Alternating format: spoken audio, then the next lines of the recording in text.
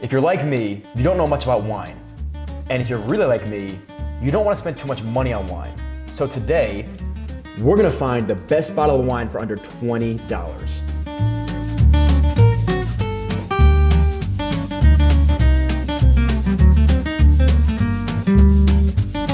So in this category right here, we have 6 bottles of wine that I'm certain you walk into a liquor store, you've either seen or you've had brought to your home by somebody, or you were suggested to buy it because of price point, right? These are commonly known wines displayed in a liquor store, probably on an end cap, prominently put out there because they're good for the price point and they're marketed really, really well, all right? But today, I went into the liquor store and PG was kind enough to suggest some of these for me. The nice part about when you walk into that wine environment is there could be a sommelier. There could be somebody who has a lot of experience, who works at the liquor store. There could be the owner of the liquor store who has a vast experience in wine. So ask the question, which one would they recommend? Today, we're gonna try these 3, all around 20 bucks, and then see which one we like best. Let's do it. Oh, what do you got there? We have a wine key. Oh, let me see that. Oh, that's cute, yeah. Let's key it up with this. All right, so first one up is Juggernaut. This is a hillside cab, which means the grapes are grown. Where do you think? On the side of a hill. Exactly. So the difference between grapes that are grown on the side of the hill versus those on flat crop is the flat crop is gonna get more sunlight, full sunlight all day, 10, 12 hours, versus on the hillside where it's gonna be shade and sun. The grapes that grow on the side of the hill are gonna be a little bit more dry versus those that are flat and gonna be a little bit more sweet and robust. Does that make sense? Sure does. Good. Well, let's check it out. Let's try it. Squeeze that for me. It's a 2-man job with this thing. Yep, it is. Look up. Thank you. Just like Now that. the cork is in there. Squeeze it in. Watch this magic. How easy that was. All right, because we're a team. All right, ready? Let's try this first. Juggernaut. All right. Okay, so just a little bit, right? What do you think of the color there so far? This is what I see people do. Hold on. Okay, you could do that. Hold on, my glass is really dirty. I can't drink out of that glass. 1 second. All right, so hold on. I gotta clean my glass. All right, cool. Okay, now I'm ready to pour. All right. All right. Okay, cool. Well, I like the color. Here we go. It's pretty cool. Cheers.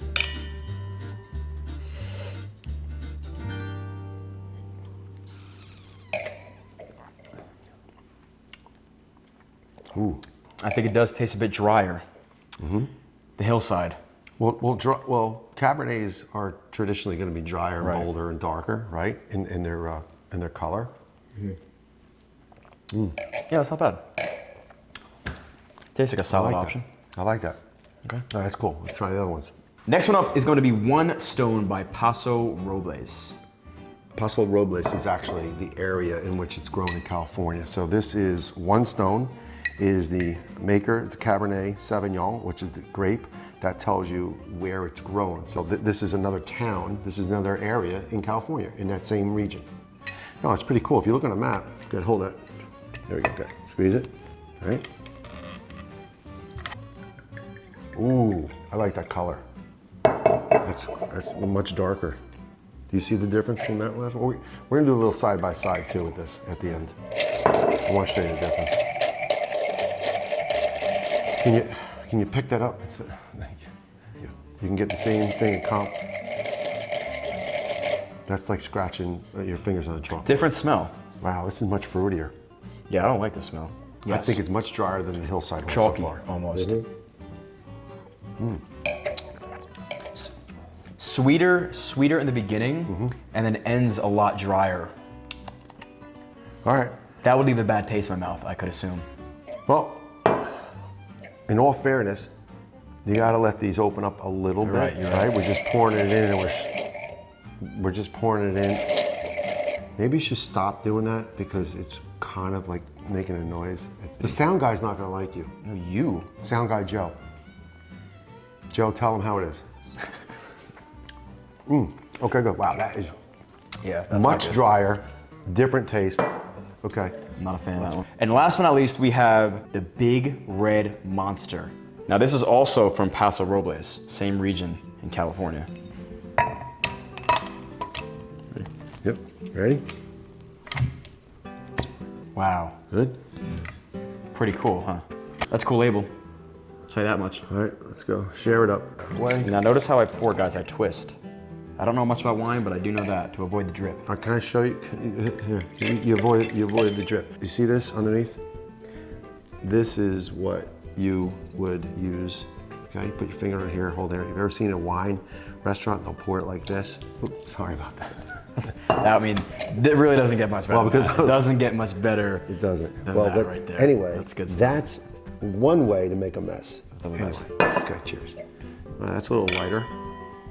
A little bit. Yeah. More purple. All right.